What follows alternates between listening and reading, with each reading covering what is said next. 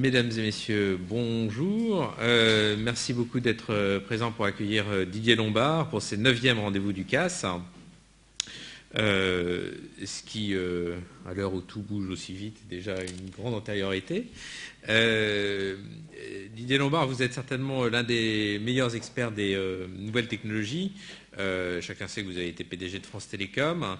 Vous êtes aujourd'hui président du conseil de surveillance du fabricant franco-italien de semi-conducteurs ST Microelectronics. Et vous avez fait une carrière de technophile dans un grand nombre de domaines, au CNET de France Télécom, avec sur les systèmes satellitaires et mobiles, la fameuse norme GSM. Vous avez travaillé dans des ministères comme directeur scientifique et technique au ministère de la Recherche et de la Technologie, directeur général des stratégies industrielles au ministère chargé de l'économie, des finances et de l'industrie. Bref, vous avez vraiment parcouru ces domaines des nouvelles technologies dans l'administration, dans l'entreprise, ce qui vous qualifie particulièrement pour en parler. Et vous l'avez fait à plusieurs reprises. Notamment dans votre livre « Le village numérique mondial, la deuxième vie des réseaux ». Et aujourd'hui, nous sommes réunis pour vous entendre parler de l'irrésistible ascension du numérique. Ce sur quoi peu de gens pourraient vous contester. Mais ce qui nous intéresse surtout, c'est le sous-titre « Quand l'Europe s'éveillera », ce qui est une promesse dont vous allez nous expliquer comment on peut la tenir. Nous sommes ici au Centre d'analyse stratégique, évidemment particulièrement intéressés par ces questions de transformation issue du numérique, dans un centre qui se consacre en particulier à la prospective. C'est évidemment un axe d'analyse privilégié. Nous avons regardé des sujets comme le très haut débit en France, qui fera l'objet d'une publication dans quelques semaines. Nous avons regardé récemment l'impact des nouvelles technologies sur le monde du travail. On avait ici une conférence de presse avec le directeur général du travail, Jean-Denis Combexel, il y a quelques semaines pour présenter ce rapport. Nous sommes également en train de réfléchir sur l'impact des nouvelles technologies, non pas dans le monde du travail privé, mais aussi sur l'administration. C'est un chantier qu'on a appelé Agent public 2.0. Et nous avons travaillé beaucoup sur le livre numérique et l'écrit à l'œil numérique. Et ça, c'est une actualité brûlante, puisque j'étais hier au Salon du Livre avec le Centre national du livre, le CNL, pour présenter 3 notes sur le livre numérique. 3 notes qui portaient sur auteurs et éditeurs, sur les bibliothèques et sur les librairies, et qui faisaient suite à une première note qu'on avait faite sur la presse à l'heure du numérique. Donc voilà, c'est vraiment quelque chose qui nous intéresse beaucoup. Et il est évident, c'est le point de départ de votre livre, que le numérique a totalement transformé notre société. Vous évoquez un changement d'air à ce sujet dans votre livre. Nous sommes entrés dans une société d'information fondée sur les nouvelles technologies, sur la numérisation des connaissances, sur le développement du commerce électronique, des réseaux sociaux, l'essor du Web 2.0, l'éducation, le santé, autant de domaines qui montrent à quel point le numérique se saisit de tous les sujets de notre vie. Tous les 2 ou 3 ans maintenant, on a un nouveau bouleversement, qu'il s'agisse des tablettes, des smartphones avec la téléphonie mobile, du cloud computing, également la généralisation de la fibre optique, les téléphonies mobiles de 4e génération. C'est vraiment un domaine qui évidemment relève des nouvelles technologies, mais de nouvelles technologies qui se transforment tous les quelques années, et ça se traduit notamment par des entreprises qui n'existaient pas il y a 10 ans, qui aujourd'hui sont parmi les premières au monde, ce qui est un phénomène assez nouveau et assez spectaculaire. Alors, les technologies de l'information et de la communication sont devenues de toute évidence l'un des moteurs de la compétitivité, de la croissance des revenus. Mais le constat qu'on fait généralement, c'est quand même d'un vieux continent qui est parfois à la traîne par rapport à la fois aux géants asiatiques capables de produire à bas coût le hardware de ces nouveaux secteurs, de cette nouvelle croissance, ou à la traîne par rapport aux géants notamment américains. On peut penser à Google, à Amazon, à eBay, à Facebook, qui dominent le contenu et les logiciels qui portent cette nouvelle économie. Les conséquences, c'est que les entreprises, y compris européennes, qui tirent leur épingle du jeu, finissent souvent dans le giron de groupes asiatiques ou américains. Philips a récemment annoncé la cession de son activité à une entreprise asiatique, tandis qu'Ericsson a vendu sa participation dans la téléphonie mobile à Sony. Et donc, de toute évidence, compte tenu de ces enjeux pour la croissance, compte tenu de ces enjeux pour l'évolution de notre société, la place du numérique dans notre économie préoccupe les acteurs publics. Ça a été évoqué très largement à l'occasion du EG8, qui s'est tenu les 26 et 27 mai dernier. C'est aussi l'un des enjeux des dépenses d'avenir. Il y a 4 milliards qui sont consacrés au numérique. Et à l'échelon européen, la stratégie 2020, qui propose un ensemble d'initiatives pour favoriser la croissance, a défini la mise en place d'une stratégie numérique comme l'une de ces initiatives phares. Alors, est-ce que c'est suffisant? Vous allez nous le dire, et nous dire dans quelle mesure il est urgent d'agir. Car vous soulignez cette urgence dans votre livre. Votre ouvrage est un appel à la mobilisation. Vous considérez que face à cette révolution sans précédent, l'Europe doit se relever, investir dans les infrastructures de réseau, investir dans les services. Vous dites qu'on a perdu la première manche ou la première bataille, mais que ça continue et qu'il faut développer aujourd'hui une véritable stratégie industrielle basée sur une vision partagée, sur un cercle vertueux conjuguant enseignement d'excellence, de recherche, innovation, industrie et investissement à l'échelle mondiale. De ce point de vue-là, on peut dire que votre livre est tout à fait au cœur des débats politiques qui sont en cours. En revenant surtout sur les réussites passées ou qui se poursuivent de l'Europe dans le secteur des hautes technologies, on peut penser à Airbus, Nokia, Ericsson, vous mettez en avant les avantages compétitifs dont dispose l'Europe et qui sont réels. Et ce n'est pas parce qu'il y a des grands succès que j'ai rappelés de sociétés, notamment en Asie et en Amérique, qu'on n'a pas ces avantages comparatifs qui peuvent permettre à l'Europe de s'éveiller, mais à certaines conditions que je vais maintenant vous laisser exposer en vous remerciant à nouveau d'avoir bien voulu participer à ce rendez-vous du CAS. Merci beaucoup.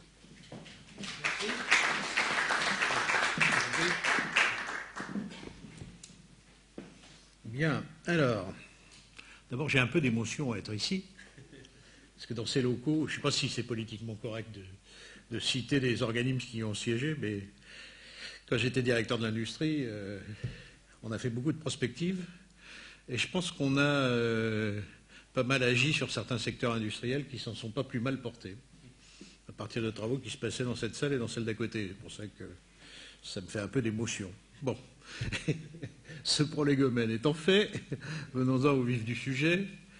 Comme vous le savez, il y a 3 ans, j'ai écrit un premier livre qui avait pour objectif d'expliquer un petit peu ce que c'était que la transition vers le numérique, qui était censé être un peu pédagogique et qui se terminait par un chapitre un peu prospectif. Et puis je me suis rendu compte, peu de temps après, que le chapitre prospectif s'était fait rattraper par l'histoire et qu'en fait, je décrivais comme futur des choses qui étaient en train de se faire. Donc je me suis dit qu'il était temps de refaire un deuxième ouvrage de façon à essayer de montrer un peu plus les enjeux de ce que nous étions en train de vivre, qui est quand même caractérisé par une certaine rupture par rapport à ce qu'on a l'habitude de voir en matière d'usage. Alors, qu'est-ce qu'on a observé sur les réseaux il y a à peu près 2 ans? D'un seul coup, il y a eu une espèce de rupture dans la croissance du trafic, c'est-à-dire qu'au lieu de voir le trafic de données croître bien gentiment, avec un chiffre très élevé, de 15 à 20% par an, on a vu d'un seul coup un doublement, voire un triplement du trafic tous les ans sur les réseaux mobiles. Et donc, ça, si vous faites la courbe, vous voyez que ça fait d'un seul coup une rupture, et vous pouvez vous dire, mais pourquoi est-ce qu'on observe ce genre de choses? On observe ce genre de choses parce que les utilisateurs, la gamme des utilisateurs s'est d'un seul coup élargie et que ce qui était un peu réservé à des gens un peu professionnels, des technophiles, les businessmen, les utilisateurs de BlackBerry, enfin tout un tas de gens que nous connaissons bien, qui sont quelquefois un peu agaçants avec leur terminal omniprésent, y compris quand ils vous parlent. Bon, d'un seul coup, cet usage s'est transféré aussi à monsieur et madame tout le monde, qui ont utilisé, alors, en particulier l'iPhone, qui est quand même la plus merveilleuse création technologique des temps récents, qui permet en fait à tout utilisateur, même sans mode d'emploi, sans technologie, sans technicité, d'avoir accès à des services aussi divers que possible. Alors ça change tout parce que c'est l'intrusion dans la vie quotidienne de toute l'hyperconnectivité qui est devant nous. Donc à tout moment, tous les porteurs de ce genre de dispositif est connecté à tous les autres et peut utiliser des services de toute nature qui sont de plus en plus sophistiqués, comme vous le savez, qui utilisent la localisation, les mouvements que vous faites, qui stockent des données de manière infinie, qui vous donnent accès à vos comptes en banque d'une façon complètement transparente, qui vous permettent de faire des transactions, de voir des images, de faire du commerce, de vous soigner, Bon, enfin bref, tous les aspects de la vie quotidienne sont concernés. Alors, ça veut dire quoi? Ça veut dire qu'en fait, tous les secteurs d'activité sont impactés. Les modèles d'affaires de ces secteurs d'activité vont être, ou ont déjà, ça dépend des cas, été profondément perturbés par l'arrivée de ces systèmes numériques omniprésents. Il n'y a pas moyen d'y échapper parce qu'en fait, c'est un mouvement absolument impossible à arrêter ni à réglementer. Donc, le mouvement est en marche et vous ne pouvez pas dire qu'un type d'utilisateur va être protégé parce qu'il y a une réglementation locale qui affirme un certain nombre de règles et met certaines corporations à l'abri du grand air international. Bon. Il y en a certains qui s'en sont aperçus à leurs dépens. Donc ça ressemble un peu au moment où les corporations ont volé en éclats il y a quelques siècles et nous ont permis d'avoir des meubles estampillés qui prenaient des grandes valeurs parce que ça se terminait là. Donc de ce point de vue-là, c'était pas négatif pour les collectionneurs, mais c'était négatif pour ceux qui étaient membres de ces corporations. Bon. Donc on est exactement dans ce cas-là. Alors, pourquoi c'est un phénomène unique? Parce que dans les grandes mutations économiques que les économies occidentales ont vécues dans le passé, habituellement, c'était un secteur de l'économie qui était impacté. Donc, mettons, on introduisait l'électricité, bon, ou on introduisait la propulsion automobile. Bon. Donc, d'un seul coup, il y avait un secteur de l'économie qui était impacté et il fallait changer la façon dont on commerçait. On laissait les fiacres au garage et puis tout le business se réorganisait en faisant disparaître certaines entreprises, en faisant naître d'autres. Et ça durait très longtemps. C'est-à-dire que l'évolution, si vous regardez bien, ça durait probablement une vingtaine d'années. Et ça ne commutait pas d'un seul coup. Et là, on se retrouve dans un cas de figure qui est autrement plus stressant, parce qu'en fait, tous les secteurs de l'économie sont impactés simultanément, il n'y a pas de secteur qui échappe, et les transitions vont se faire à toute vitesse. Alors, on a déjà dans le paysage un certain nombre de secteurs qui en ont été, alors j'allais dire les victimes, enfin qui en ont subi les conséquences. Vous prenez le secteur de la musique, c'est par là que ça a commencé. Nos disquaires de province ont disparu parce que, enfin pas tous, mais enfin presque tous ont disparu parce que d'un seul coup la musique s'est mise à être vendue ou volée d'une autre façon que dans les circuits traditionnels. Ça a commencé comme ça. Bon, actuellement, on est dans une chose qui est assez étonnante, puisqu'on est encore dans un segment, par exemple, de la télévision, où on a une réglementation avec un conseil qui légifère sur des chaînes bien identifiées, avec des règles bien précises. Et simultanément, si vous allez à Shanghai, vous apercevez que le téléspectateur lambda de Shanghai, le citoyen ordinaire, pas le technocrate avancé, le citoyen ordinaire, il a sur sa web TV plusieurs milliers de chaînes qui lui tombent dessus. Alors, il y en a la plupart qui sont en anglais, donc ça doit un peu le dépasser, mais il a des milliers de chaînes qui sont là, qui sont présentes, qui sont sa vie quotidienne, et en fait, ce que vous vivez avec lui quand vous allez discuter, c'est le fait qu'il est perdu au milieu de tous ces programmes. Mais il n'est pas du tout en face d'un nombre limité de chaînes réglementées, c'est fini ça. Bon. Donc vous visitez deux endroits qui sont certes pas très proches, mais enfin qui sont quand même dans l'univers accessible et qui ont déjà des éléments très différents de consommation des images. En plus, si vous regardez ce qui s'est passé à Noël au Noël dernier, vous apercevez que tous les téléviseurs qui étaient en vente dans les grands magasins, dans les beaux quartiers de Paris, ils étaient tous avec une étiquette Web TV, c'est-à-dire que l'amorce était là, après il n'y a plus qu'à allumer le machin pour aller dans cet univers-là. Alors je cite ces deux exemples-là, mais vous voyez bien que tous les segments économiques sont impactés. Alors il y a un segment qui est d'actualité puisque nous sommes juste à la fin du Salon du Livre, où j'étais il y a 2 jours pour évangéliser les citoyens qui visitaient le Salon du Livre.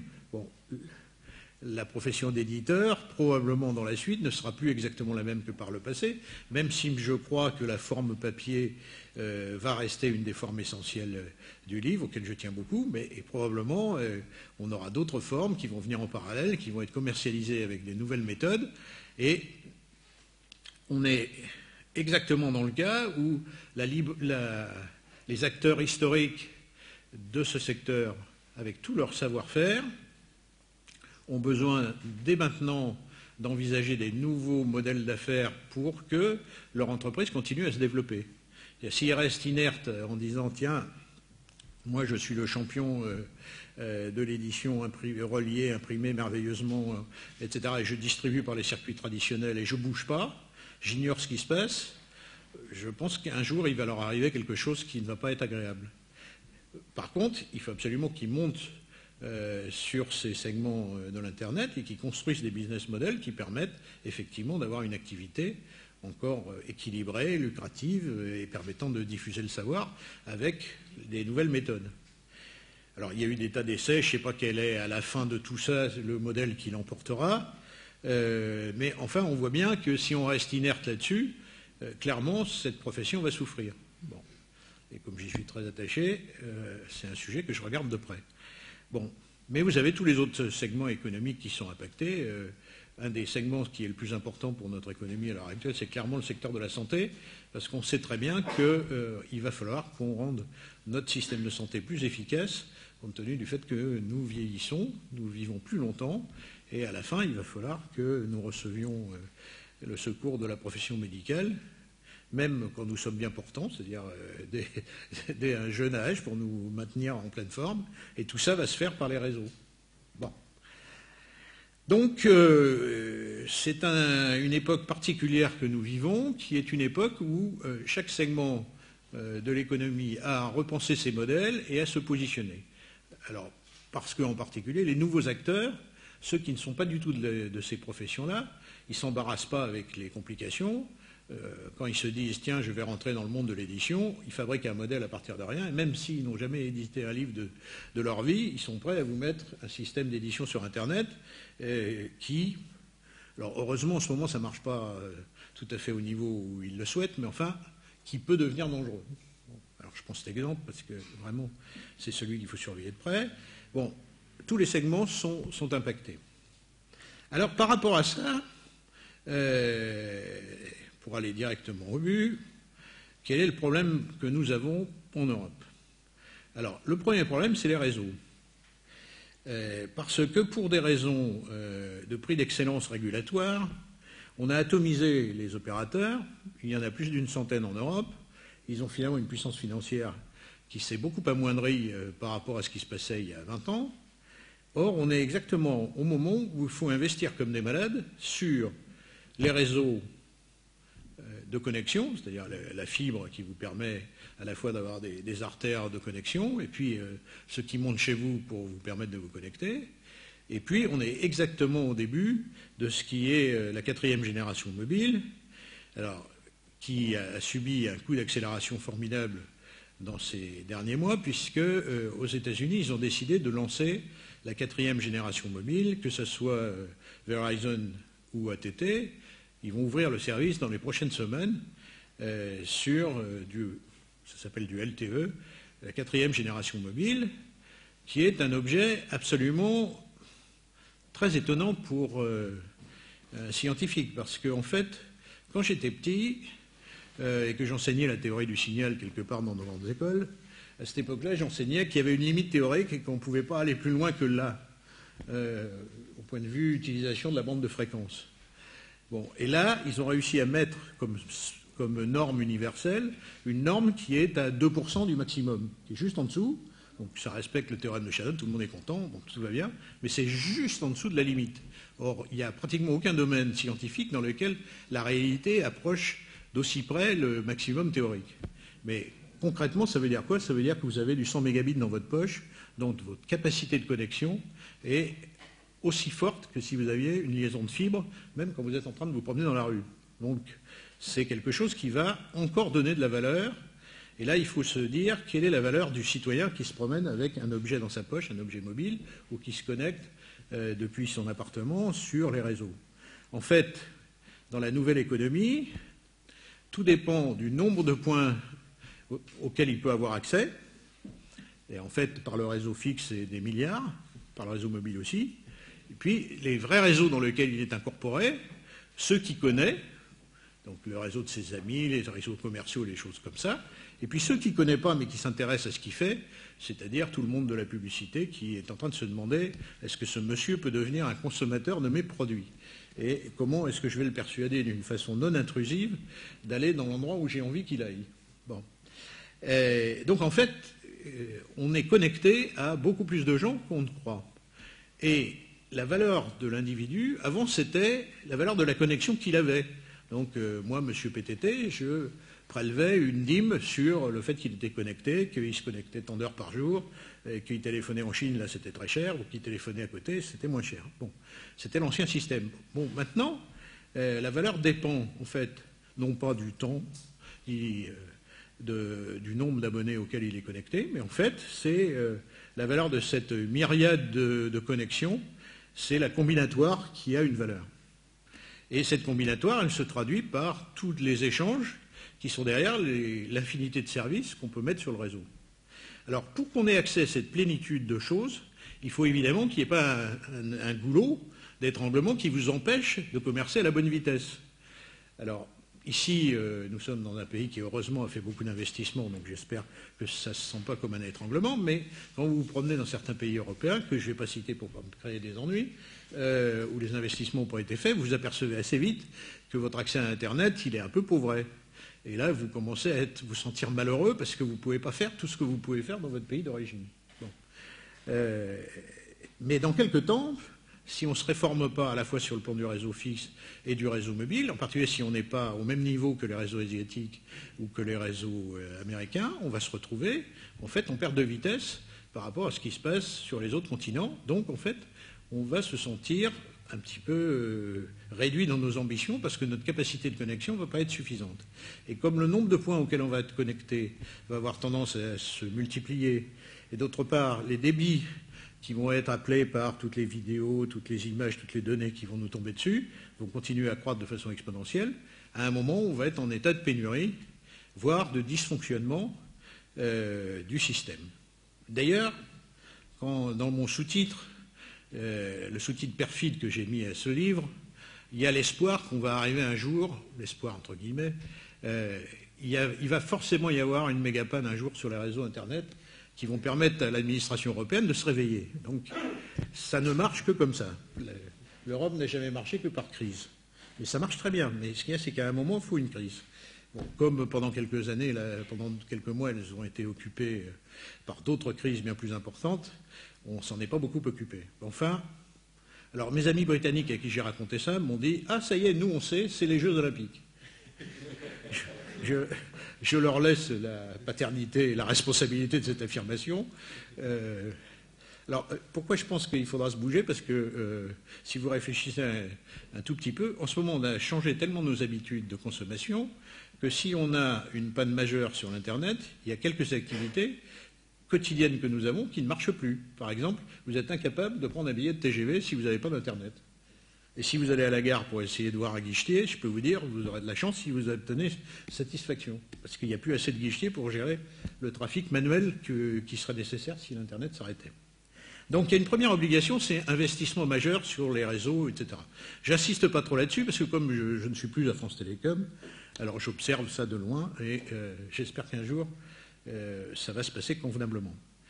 J'ai vu aujourd'hui que, justement, je crois qu'ils ont fait exprès, il y a un communiqué qui est sorti il y a une demi-heure qui explique que vis-à-vis de Mme Cross, il y a une relation entre Orange et Mme Cross qui explique qu'Orange va faire des tas de choses au point de vue investissement, donc ils ne seront pas les derniers de la classe, au contraire, j'en suis très content.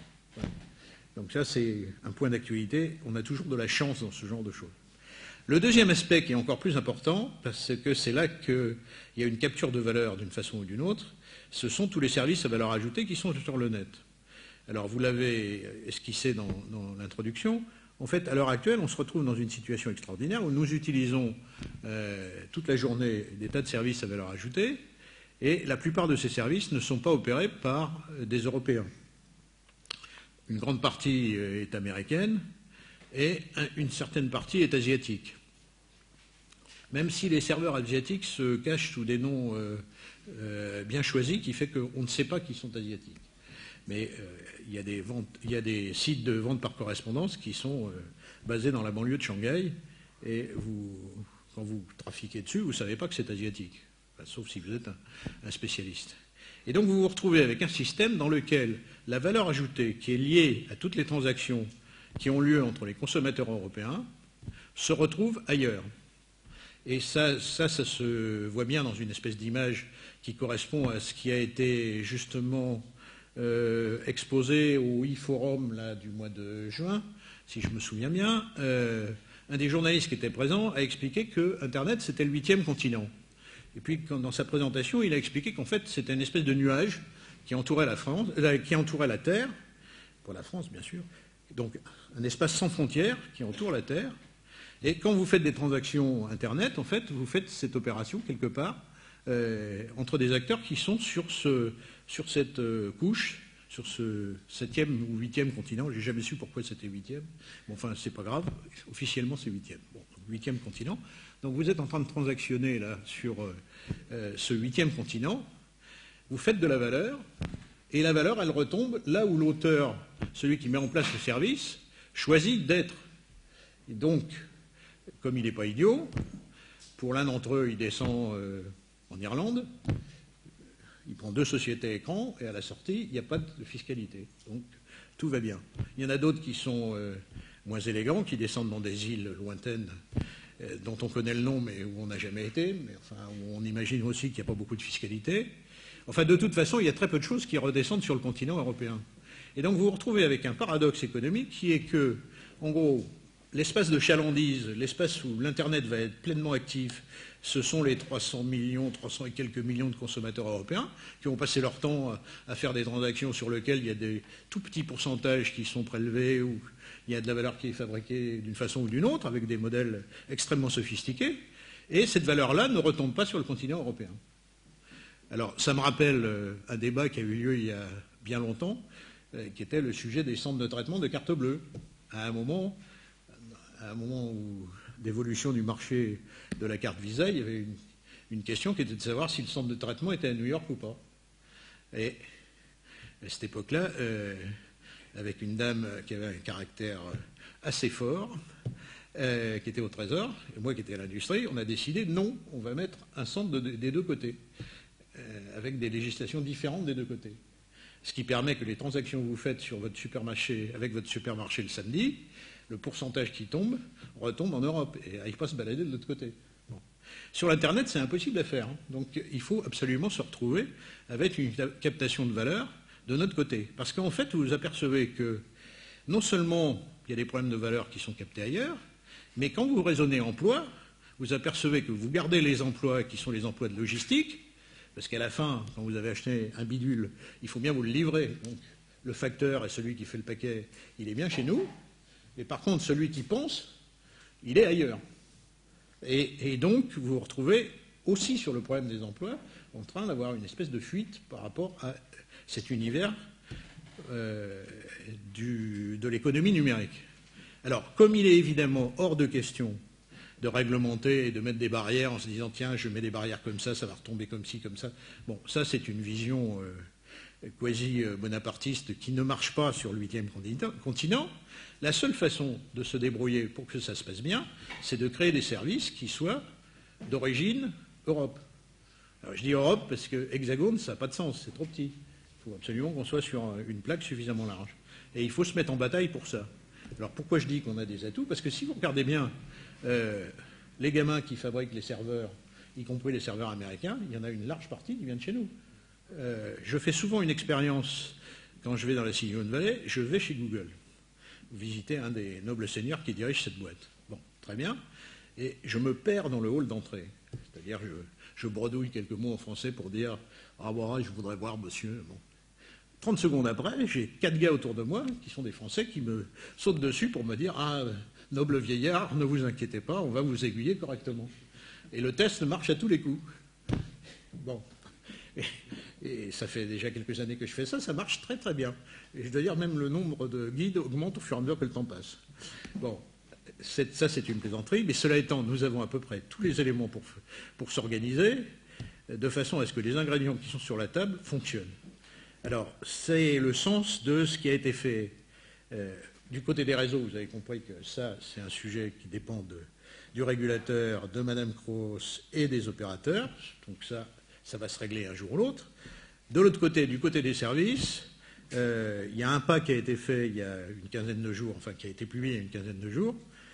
Publicis et Orange ont décidé de créer un fonds d'investissement justement sur l'économie numérique, de façon à faire en sorte qu'un nombre maximum de serveurs trouvent leurs racines ici, en se disant que, bon an, mal an, à la fin, ça finira bien par faire de la valeur ici.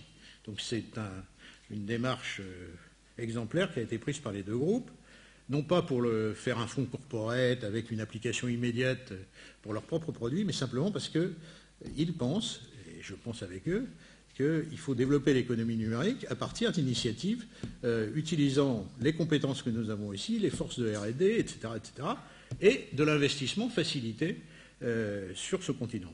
Après, il faudra s'occuper de l'aspect fiscal de ceux qui réussissent, mais j'ai compris que ce n'était pas le moment de parler d'aspect fiscal. Pendant la campagne, on attendra quelques mois de façon à reparler de ça quand on aura un gouvernement. Bon, enfin on en a un, mais disons, un qui peut promettre un truc.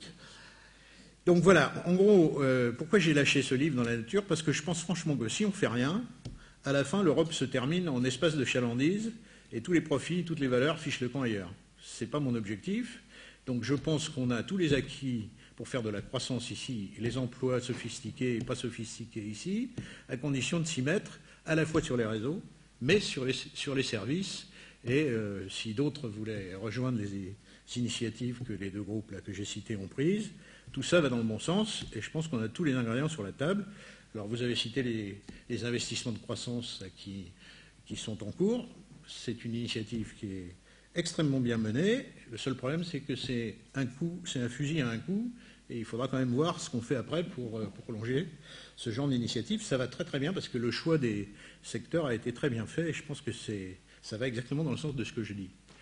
Bon, j'ai fait ça parce qu'en fait, en gros, je pense franchement que la recherche de la croissance, c'est quand même un objectif absolument essentiel pour l'économie de notre pays, mais aussi de la plaque européenne. Et comme le secteur des technologies de l'information, tous les experts disent que ça fait des pourcentages de PIB, alors je ne vais pas dire combien parce que je suis sûr que dès que je donne un chiffre, je serai contredit, mais enfin c'est un chiffre qui est entre 0,5 et 1% de PIB, donc des emplois, etc. Et c'est bête de ne pas s'y mettre. Et ça ne coûte rien, il suffit de se mettre en position de le faire convenablement avec les forces que nous avons. Voilà, c'est ça le message du livre. Et maintenant, je suis prêt à me faire déchirer par les questions ou à répondre aux commentaires qui seront faits. Merci.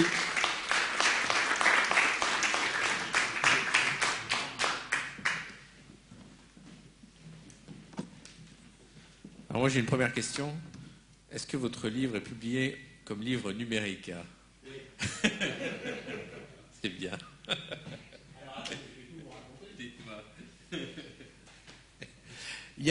J'ai effectivement dit à Odile Jacob, on va avoir l'air ridicule s'il n'est pas disponible sur le plan électronique. Et il est disponible sur le plan électronique. Donc, voilà, j'ai respecté les bons critères. Autrement, vous m'auriez piégé, j'aurais eu l'air ridicule, mais c'est pas là-dessus. Non, mais c'est quand même, cela étant, c'est important parce que c'est fait sur le site d'Odile Jacob elle-même. Je fais la pub de mon éditrice que j'aime beaucoup. Il y a actuellement une certaine offensive des gros que vous avez cités pour acquérir les fonds documentaires de nos éditeurs et les mettre sur leur propre site à des prix cassés. Et ça, c'est extrêmement dangereux parce que ça veut dire que c'est une fuite de savoir. Donc, je dis ça en souriant, mais c'est quand même une source de fuite qui est quand même intéressante à observer. Voilà. Parfait. Alors, on va prendre les questions. Je vous en prie, monsieur. Non, je vous en prie.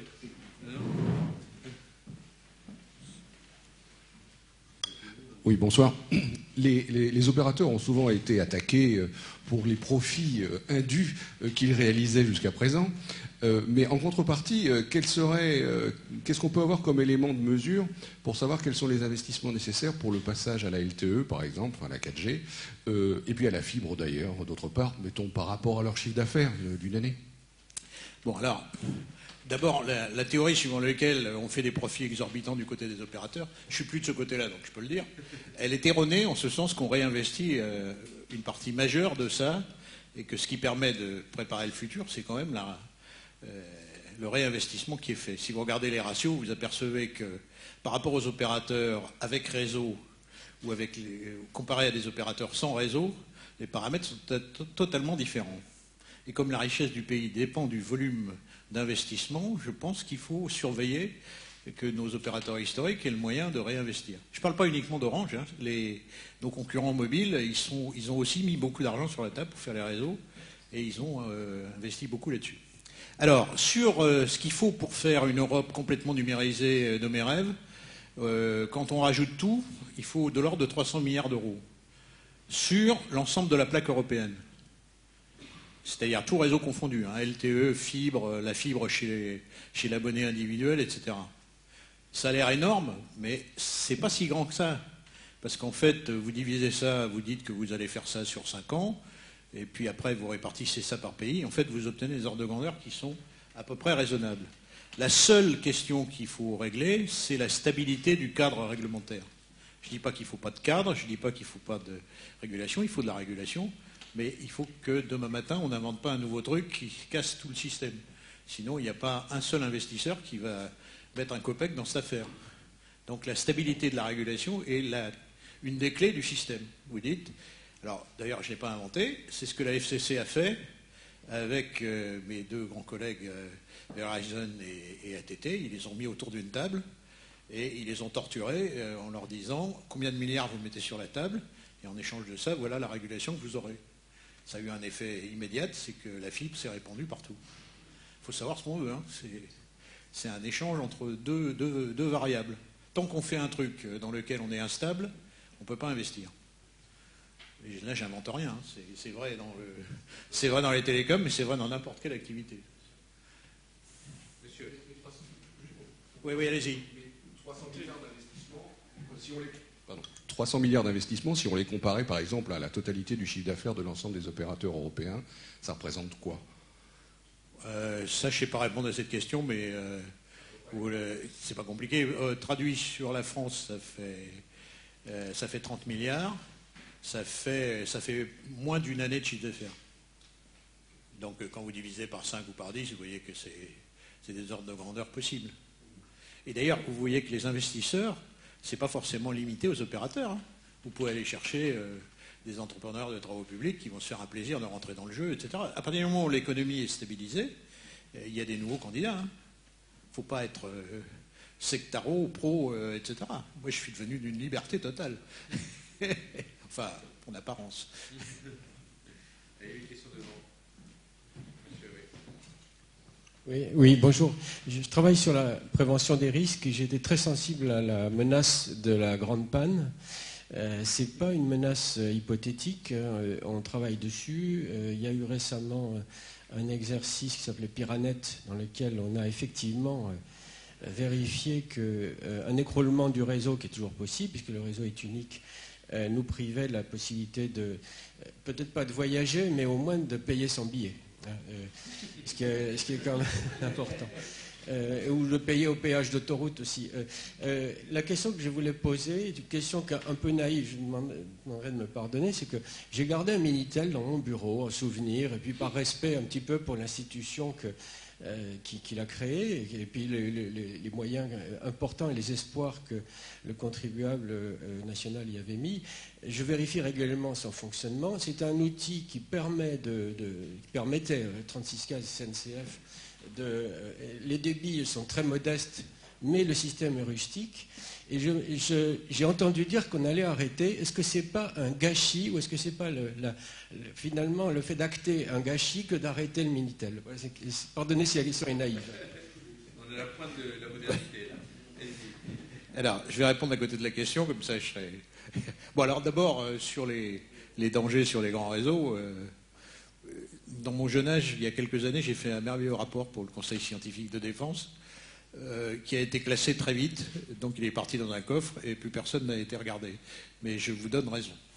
Je ne vous dirai pas pourquoi, parce que c'est secret défense, donc vous allez trouver tout seul. Bon. Sur le Minitel,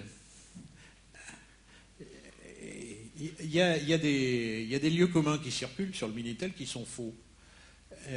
Et qui d'ailleurs illustre totalement ce que je suis en train de raconter sur la nécessité d'investir. En fait, le Minitel a réussi sa première phase, c'est-à-dire l'implantation du service, l'arrivée du kiosque, enfin tout ça, ça marchait très bien. Ça a même permis, sur certaines presses, ils ont trouvé leur intérêt.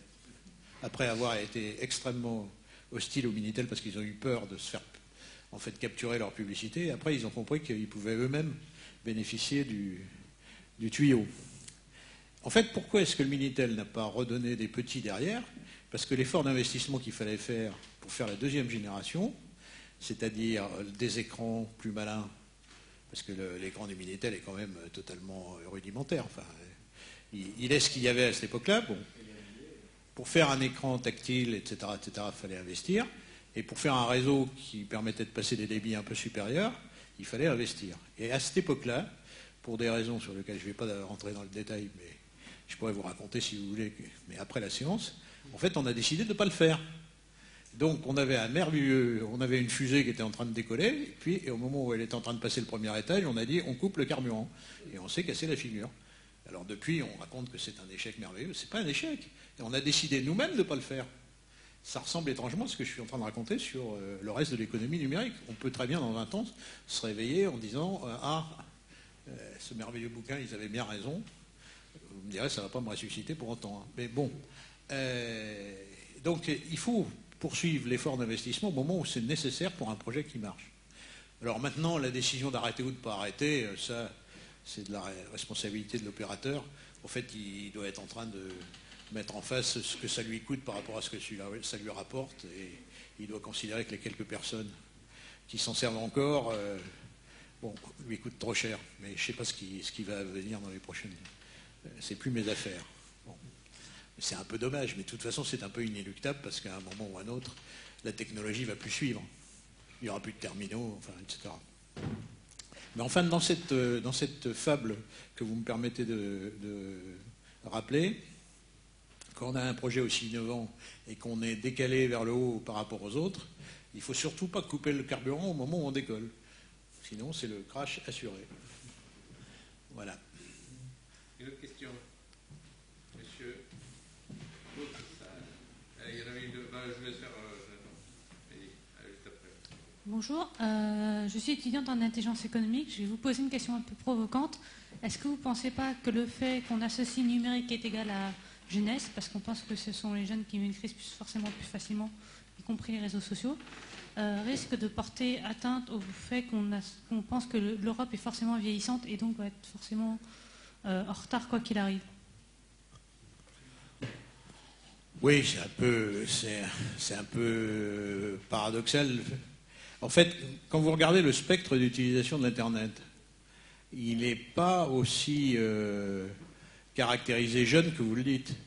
Les débits, l'explosion des débits, si je caricature, ça vient du fait que des dames d'un âge un peu certain se sont mis à échanger des photos avec leur famille en utilisant le net. Je caricature, hein, mais Ce qui a beaucoup changé, c'est que les citoyens ordinaires s'en sont emparés. Et ils ont n'importe quel âge. C'est pas là que ça se passe. Alors, c'est évident que c'est un média qui est fait pour des jeunes et qui a toute une dynamique qu'il ne faut pas casser. Pourquoi je dis qu'il ne faut pas rentrer dans des systèmes de frontières, de régulation, etc. Parce que comme le système est supporté par des jeunes qui ne connaissent pas du tout de frontières, qui sont habitués au gratuit, etc., il ne faut pas casser ce mouvement-là. Donc il faut absolument respecter ça, et c'est dans cette économie-là qu'il faut arriver à assurer le développement. Donc votre question, elle est un peu paradoxale, mais je ne pense pas qu'elle corresponde exactement totalement à la réalité. Enfin, j'espère. On travaille pour l'ensemble de la population, on ne peut pas travailler uniquement sur la jeune couche. Oui, merci. Bonjour, je suis Henri Bessien, journaliste indépendant. En fait, j'aurais une remarque et une question, si vous permettez. La remarque, ça concerne la fiscalité. Vous avez bien décrit la situation, notamment au regard de l'Irlande. Il y a un grand acteur américain du web qui a basé ses activités européennes en Irlande, mais lui, ce qu'il dit, c'est que c'est la réglementation européenne qui le permet. Donc ça veut dire que, est-ce que vous êtes favorable, dans tout ça, il faut remettre à plat la fiscalité, ça c'est la première à l'échelle européenne, ça c'est la première question.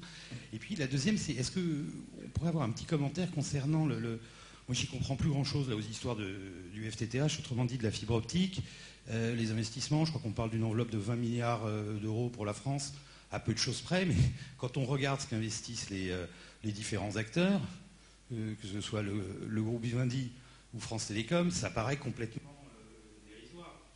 Le chiffre de l'an dernier, on est à des années-lumière, même multiplié par 5, les 3 milliards que vous évoquiez en Europe. Voilà, merci. Sur le dernier point, ce que vous dites est vrai. Les chiffres qui sont sortis sont petits par rapport à ce qu'il faut faire. Ils ne sont pas petits, ils sont des kikis. Ça, c'est vous qui le dites. Ils sont modestes, disons. Bon. Mais ça illustre à l'évidence que la stabilité de la réglementation ne permet pas. C'est pas autre chose. Vous ne pouvez, comme acteur économique, mettons, vous êtes un acteur du BTP, je vais pas me mettre dans la peau d'un opérateur parce que je connais trop bien le sujet. Vous êtes un acteur du BTP. Ça peut l'intéresser parce que quand on enterre de la fibre, il y a beaucoup de BTP en fait. Hein, bon, okay. Aller vers chez les actionnaires et dire tiens, je vais faire un programme d'investissement de X milliards pour prendre pied dans les réseaux de fibres interurbains, bon, c'est une possibilité. Vous ne pouvez le faire que si vous êtes sûr de votre profit sur les 5 ans ou les 10 ans qui viennent. Or, en ce moment, c'est instable, donc ils ne le font pas. Donc vous n'avez pas beaucoup d'acteurs qui sont présents sur le marché.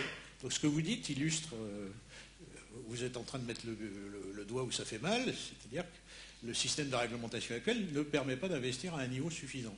Mais je pense que ça va arriver, ne vous inquiétez pas, on va finir par y passer. Sur l'histoire fiscale, si vous avez regardé le bouquin, j'ai repris... non mais je vous connais. J'ai repris une figure qui était parue dans Libération sur le système Google. Ça marche très bien. C'est pas illégal. C'est une habileté. Et vous ne pouvez pas même les critiquer là-dessus. Ils collent à la réalité telle qu'elle est. Alors de toute façon, on sera bien obligé un jour ou l'autre de revoir un certain nombre de choses, comme par exemple à quel endroit vous stockez vos données personnelles. Sont stockées vos données personnelles, parce qu'en fait, si vous réfléchissez un peu, sur pas mal de serveurs, vos données personnelles sont stockées quelque part et dans des pays qui n'ont pas de réglementation de protection des données personnelles. Donc le jour où vous vous réveillez en disant tiens, vous avez mis sur votre serveur une donnée qui est erronée, on vous répond il faut aller voir le juge de la Barbade. Bon, je ne sais pas du tout si la Barbade est concernée, c'est un exemple complètement rare. Bon, mais il faut aller voir un tribunal dans un pays exotique. Bon. Donc, si vous voulez être sûr que vos concitoyens soient protégés, il faut leur offrir une certaine protection légale qui corresponde à des lois, disons, connues. Alors, moi, j'ai une idée simple, c'est de dire les données des citoyens européens doivent être en Europe. Je ne vais pas m'amuser à dire il faut qu'ils soient dans l'Hexagone, ça serait irréaliste, mais quelque chose comme ça. Parce que sinon, jamais vous pouvez avoir raison si vous avez un conflit un jour avec un serveur. Jamais. C'est absolument utopique. Vous pouvez embaucher des milliards de lawyers, ils vont y arriver au bout d'un siècle. Bon. d'ici là, vous aurez le temps de... Bon. Donc, vous allez avoir ce sujet-là qui va arriver, puis après, vous allez avoir le sujet de la fiscalité, avec une certaine harmonisation, mais ça, de toute façon, même s'il n'y a pas l'Internet, la question se pose. Vous ne pouvez pas avoir un bout de l'Europe qui fonctionne en décalage avec le reste. Alors, bon, tout à l'heure, on a passé de parler d'Irlande, mais si vous cherchez bien, il y en a d'autres. Hein. Et qui ne sont pas des paradis fiscaux, hein, qui sont des pays où il y a des règles qui s'appliquent et qu'on peut utiliser. C'est lui l'arbitre. Moi, je suis... Vous avez une relance. Après, on passe à la question suivante. Non, ce n'est ni une relance ni un droit de suite, c'est juste un échange. Ce que vous dites, c'est intéressant, sur où est-ce qu'on stocke les données personnelles. Mais est-ce que, quelque part, c'est pas antinomique au concept même d'économie numérique et de dématérialisation que, les trucs qui se baladent, évidemment, ce qui n'est pas sans poser des problèmes, mais que ça se balade un petit peu partout aux quatre coins de la planète. Comment on va résoudre ce nouveau paradigme? Non, mais vous êtes en train de me dire que le cloud est antinomique avec ça. C'est vrai, à condition que vous n'introduisiez pas quelques règles sur le cloud. Vous allez être obligé d'en introduire. Et le mieux, c'est que ce soit les internautes eux-mêmes qui les introduisent. Dès que vous allez vouloir mettre une réglementation vue de l'extérieur, elle sera contestée. Donc il faut laisser la communauté des internautes décider eux-mêmes au fur et à mesure qu'ils vont découvrir qu'il y a des difficultés. C'est pour ça que moi, comme de toute façon, dès que je vais dire il faut faire ça, tout le monde va me tomber dessus, je ne dis rien là-dessus. Mais je suis sûr qu'un jour, on sera amené à le faire. C'est la démocratie. Très bien. Une autre question, Dominique? Merci, Dominique Overlos, Centre d'analyse stratégique. Peut-être d'abord un hommage très rapide à Feu le Minitel, qui permettait à la fin des années 80 d'envoyer des schémas, même au Japon, même au célèbre MITI, et le MITI les recevait tout à fait correctement, ce qui impressionnait les Japonais en leur temps. Deux questions, malheureusement, si j'en reviens à l'Europe. L'Europe a-t-elle une réalité ou arrive-t-elle à prendre une réalité aujourd'hui dans l'ère des réseaux numériques et dans l'ère d'Internet? La Commission a sorti l'année dernière, ou il y a 2 ans, l'agenda numérique européen, qui a tenu une publicité extrêmement faible dans notre pays. Les réglementations sont très diverses, les opérateurs sont très divers, la fiscalité est totalement différente. Est-ce qu'on peut donner finalement une véritable réalité à cette Europe du numérique et comment faire? Et deuxième question, est-ce que je peux vous demander d'aller un peu plus loin sur la façon de modifier la réglementation pour accélérer le déploiement du très haut débit dans notre beau pays, sur le seul territoire de l'Europe, sur le seul territoire, pardon, de la France? Alors, oui, le Minitel, c'est bien triste, mais enfin, c'est comme ça. Sur l'Europe, on est comme sur pas mal de sujets dans l'incantatoire. C'est-à-dire, on chante des cantiques et on croit que ça va faire arriver la pluie. Et en fait, ce que vous décrivez, ça revient à ça. C'est à peu près ça. Il n'y a aucune initiative qui corresponde aux rêves qu'on peut se faire sur l'évolution numérique. Alors, je pense que, comme dans tout sujet européen, alors, je ne peux pas critiquer l'administration européenne parce qu'elle applique le traité et les traités tels qu'ils existent. Elle est parfaitement orthodoxe par rapport au traité. Donc, le sujet, il est du côté du politique qui lui donne des instructions et qui, en fait, ne lui donne pas d'instructions. La machine changera de vitesse le jour où on aura une panne un peu susceptible d'être visible sur le système. Ben, c'est exactement comme les crises financières ou comme la crise du charbon et de l'acier, etc. À chaque fois, on a fait un pas en avant. À ce moment-là, on le fera. Bon, comment avancer? Ça ne se fera pas à l'échelle de l'Hexagone, on est trop petit. Bon, je pense qu'il faut apprendre à Mme Kroos à faire un Grenelle du numérique. Alors Grenelle, il faudra trouver le nom d'une rue là-bas. Voilà. Bah, si vous voulez, si vous prêtez vos locaux, ça pourrait être drôle. Pourquoi pas? Moi, je veux bien, hein, je trouve ça bien. Et à ce moment-là, il faut prendre les principaux acteurs investisseurs d'un côté, les réglementeurs de l'autre, et leur dire, la partie, ça consiste à investir tant de milliards dans tel truc, avec un schéma, et on négocie. C'est ce que la FCC a fait, et c'est ce que la Commission va faire. Elle ne peut pas faire autrement. Sinon, elle va se retrouver avec des situations disparates suivant les pays, ce qui n'est pas acceptable pour elle, et elle va se retrouver avec pas d'investisseurs. Donc, il faut négocier autour d'une table. Voilà, c'est tout. Mais pour le moment, ils n'en sont pas là. Je peux vous dire, chaque fois que je leur explique ça, ils me prennent pour un doux rêveur, pour ne pas dire illuminé. Mais je pense qu'il n'y a pas d'autre solution. Parce qu'on ne va pas prendre de l'argent public, il n'y en a plus. Bon. Or, la règle de l'investissement, qu'est-ce que c'est? Pourquoi est-ce qu'on vous prête de l'argent pour investir? On vous prête de l'argent pour investir parce que vous avez une probabilité d'en tirer un profit qui va vous permettre de rembourser le prêt, plus l'intérêt, plus ci, plus ça. Dès que vous êtes sur un système instable, le prêteur vous dit il n'y a pas les conditions de cet engagement. Donc pour créer les conditions de l'engagement, il faut créer une stabilité. Les conditions de cette stabilité doivent être négociées entre les investisseurs et le régulateur. Voilà. Il n'y a pas d'autre solution. Très simple. Je vais venir sur une question, parce qu'on a des internautes qui nous regardent, puisque c'est retransmis en direct. Hein. Ah oui, c'est ça qui m'inquiète. Donc on a des questions par Internet. J'ai pas dit de méchanceté. Non, il n'y a pas de souci. L'une de ces questions qui me paraît intéressante, et que je vais d'ailleurs peut-être prolonger un peu, c'est la suivante. Un Lisbonne 2 est-il possible pour une Europe moteur de l'économie de la connaissance, et quel rôle pourrait jouer la France, notamment avec ses centres de recherche? Alors je pense que effectivement c'est une bonne question. Et pour la compléter un peu, je voudrais vous interroger sur effectivement l'équilibre entre les contenus et les tuyaux.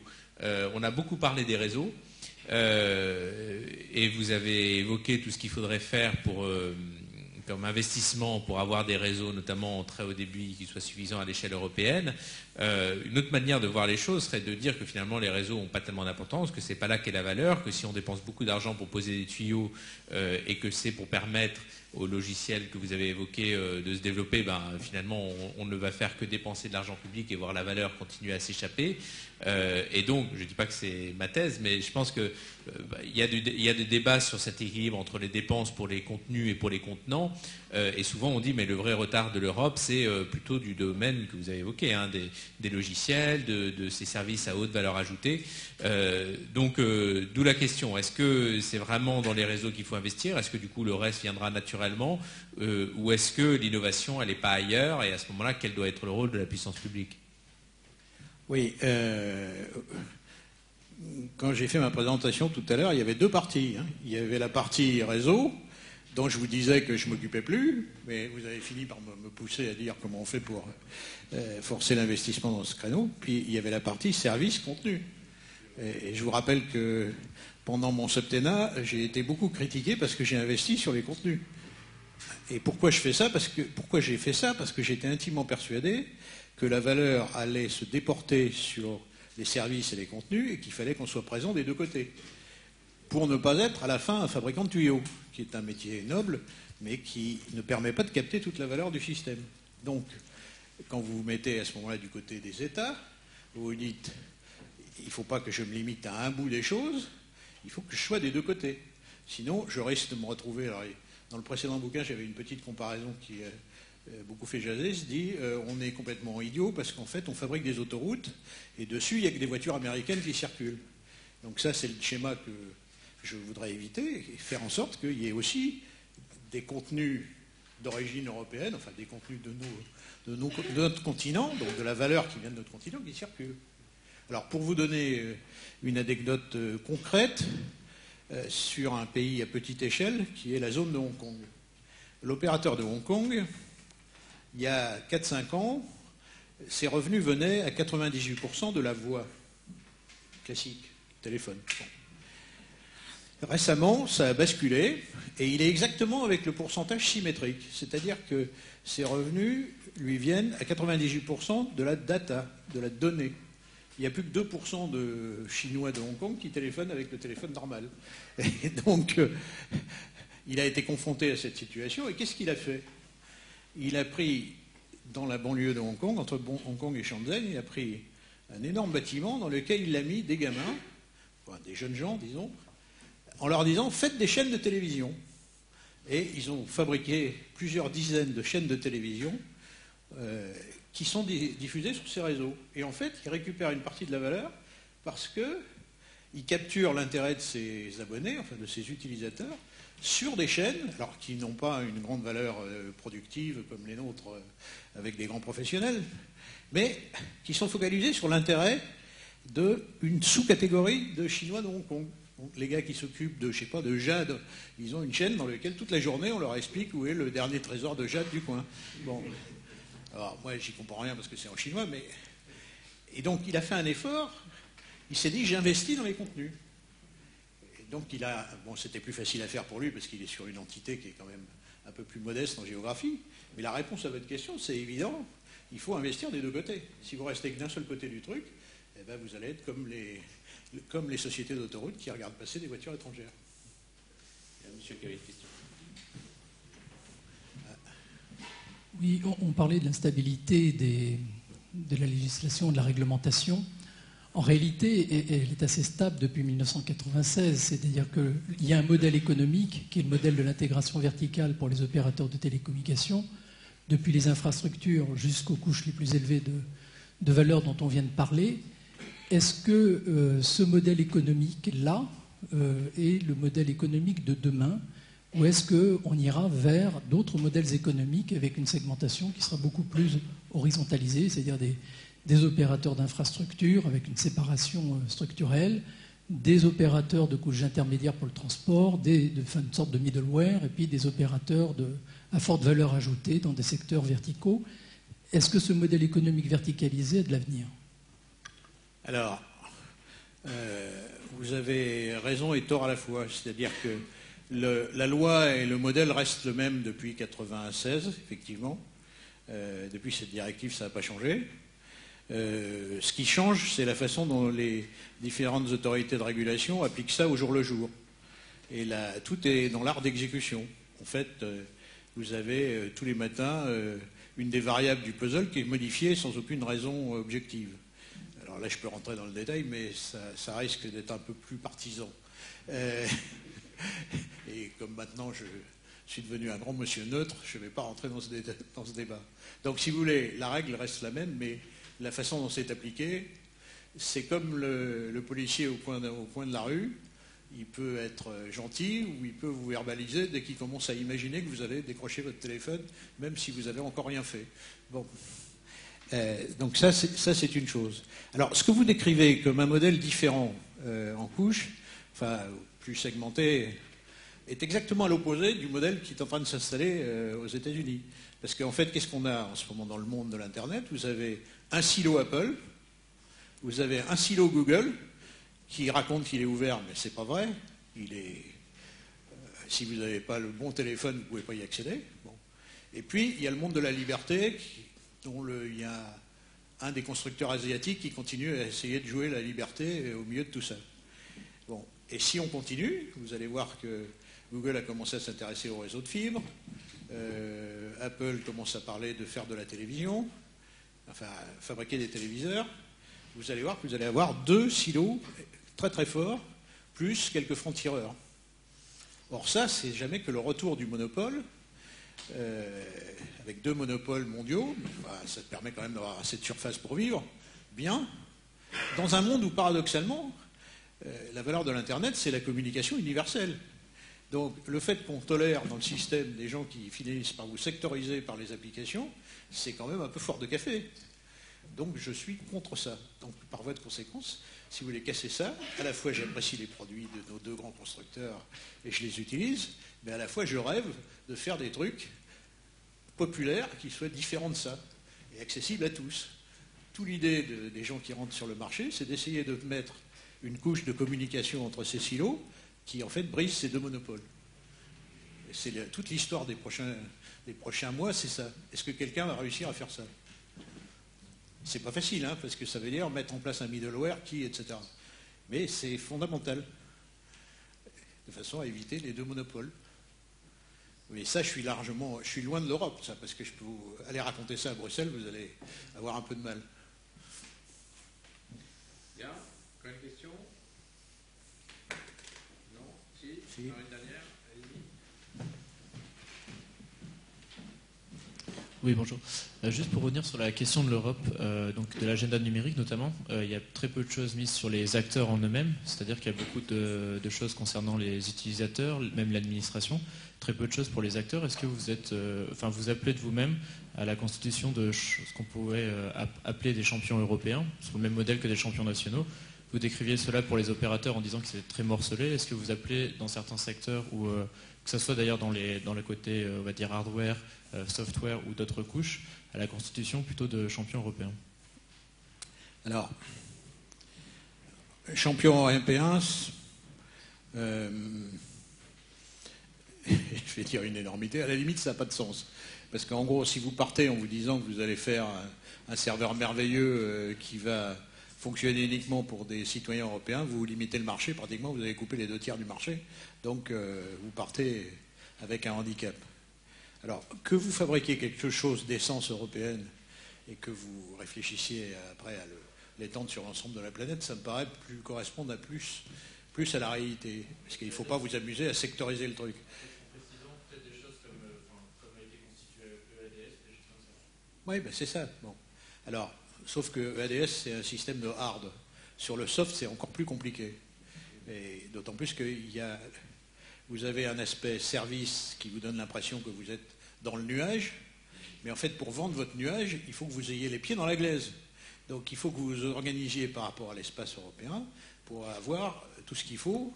Le jour où vous mettrez, je sais pas, mettons un service de santé universel absolument merveilleux sur l'Europe, si vous n'avez aucun rapport avec les systèmes sociaux ici ou dans d'autres pays, si vous n'êtes pas compatible, ça ne marchera pas. Donc vous êtes dans un paradoxe qui est qu'à la fois il faut que vous soyez européens et pratiquement mondiaux et en même temps fortement attachés à la réalité locale.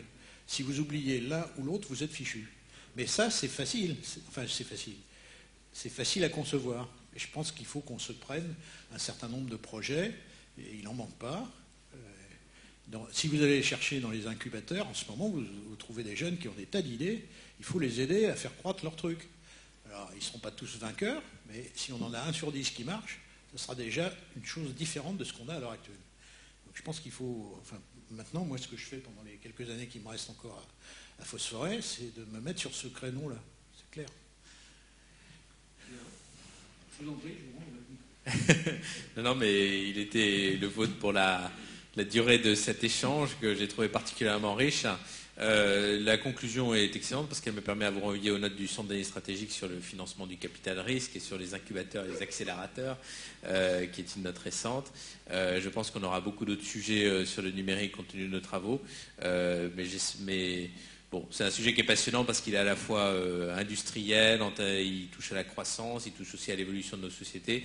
Je trouve que vous l'avez rendu remarquablement clair, au moins pour les enjeux. Je ne sais pas si on a encore toutes les solutions, mais on va continuer à les chercher. En tout cas, un grand merci Didier Lombard pour cette présentation brillante et à bientôt.